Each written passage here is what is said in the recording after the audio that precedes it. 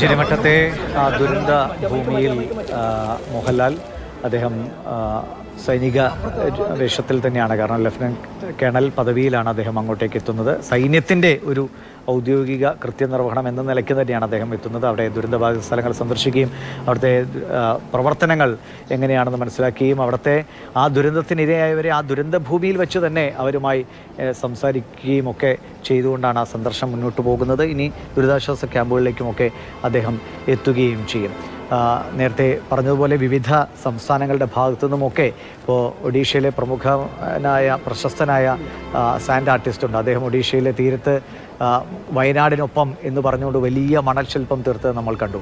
അങ്ങനെ ഗൾഫ് രാജ്യങ്ങളുടെ ഭരണാധികാരികൾ വയനാടിനൊപ്പം ഇന്ത്യ അനുഭവിക്കുന്ന ഈ വേദനയ്ക്കൊപ്പം എന്ന് പറഞ്ഞുകൊണ്ട് അതിനോട് ഐക്യപ്പെടുന്നത് നമ്മൾ കണ്ടു. അങ്ങനെ വിവിധ കോണുകളിൽ നിന്ന് ഈ ദുരന്തത്തിൻ്റെ ആഘാതം തിരിച്ചറിഞ്ഞ് അതനുഭവിച്ച മനുഷ്യരോട് നിങ്ങൾ ഒറ്റയ്ക്കല്ല എന്ന് പറയുന്ന ശബ്ദങ്ങൾ നമ്മൾ കേൾക്കുകയാണ്. ആ ശബ്ദങ്ങൾ തീർച്ചയായും അവരിലേക്ക് എത്തേണ്ടത് അവർക്ക് ധൈര്യം കൊടുക്കുന്ന, അവർക്ക് ആത്മബലം കൊടുക്കുന്ന രീതിയിലാണ്. അത് വാക്കുകളാകട്ടെ പ്രവർത്തനങ്ങളായിട്ടാകട്ടെ ഏതുമാകട്ടെ ഏത് രീതിയിലാണെങ്കിലും അവർക്ക് ആത്മബലവും ആത്മവിശ്വാസവും ഇനി അങ്ങോട്ട് ജീവിതമുണ്ട്, ഇവിടെ തീരുന്നില്ല, നിങ്ങൾക്കിനിയും ജീവിതമുണ്ട്, അത് നിങ്ങൾ തിരിച്ചു പിടിക്കണം, തിരിച്ചു പിടിച്ചേ മതിയാകൂ എന്ന ഒരു ദൃഢനിശ്ചയം അവരിൽ ഉണ്ടാക്കാനും ഉള്ള ശ്രമങ്ങളാണ് തീർച്ചയായും ഇനി അങ്ങോട്ടുള്ള നാളുകളിൽ നടക്കേണ്ടത്.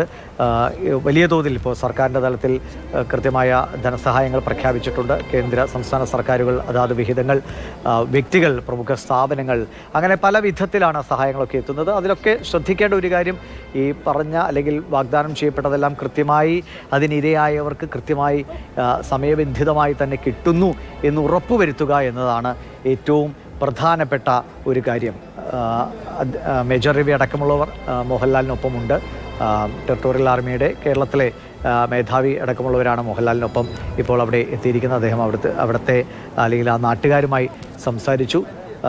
ഇനി അങ്ങോട്ടേക്ക് ഒരുപക്ഷെ ദുരിതാശ്വാസ ക്യാമ്പുകളിലേക്കായിരിക്കും അദ്ദേഹം പോവുക എന്നാണ് മനസ്സിലാക്കുന്നത്. കൂടുതൽ ആളുകളെ നേരിട്ട് കാണുക എന്നതാണ്. ഇപ്പോൾ ഇന്ന് അനന്തൻ കേൾക്കാമെങ്കിൽ അനന്തന് പങ്കുവയ്ക്കാം അവിടുത്തെ വിവരങ്ങൾ.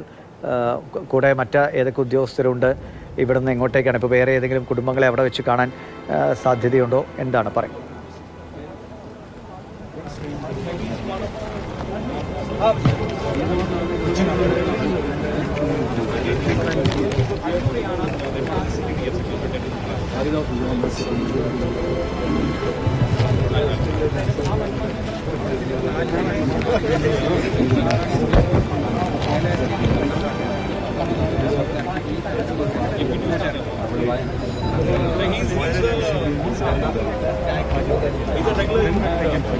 ദേശീയ ഉദ്യോഗസ്ഥർ അദ്ദേഹത്തിന് ഇവിടുത്തെ കാര്യങ്ങൾ വിശദീകരിച്ചു കൊടുക്കുകയാണ്.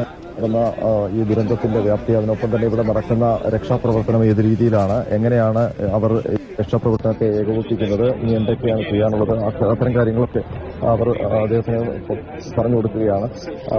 മുതിർന്ന ഉദ്യോഗസ്ഥരുമായി അദ്ദേഹം സംസാരിക്കുന്നു. ഒപ്പം ഇവിടുത്തെ നാട്ടുകാരിൽ ചിലരെ അദ്ദേഹം കാണുകയും ചെയ്തു. അവരോട് ചോദിച്ചു മനസ്സിലാക്കി. ആ ഒരു ദുരന്ത മുഖത്താണ് ഇപ്പോൾ ലഫ്റ്റനന്റ് കേണൽ മലയാളികളുടെ പ്രിയപ്പെട്ട നടിയായി നിൽക്കുന്നത്.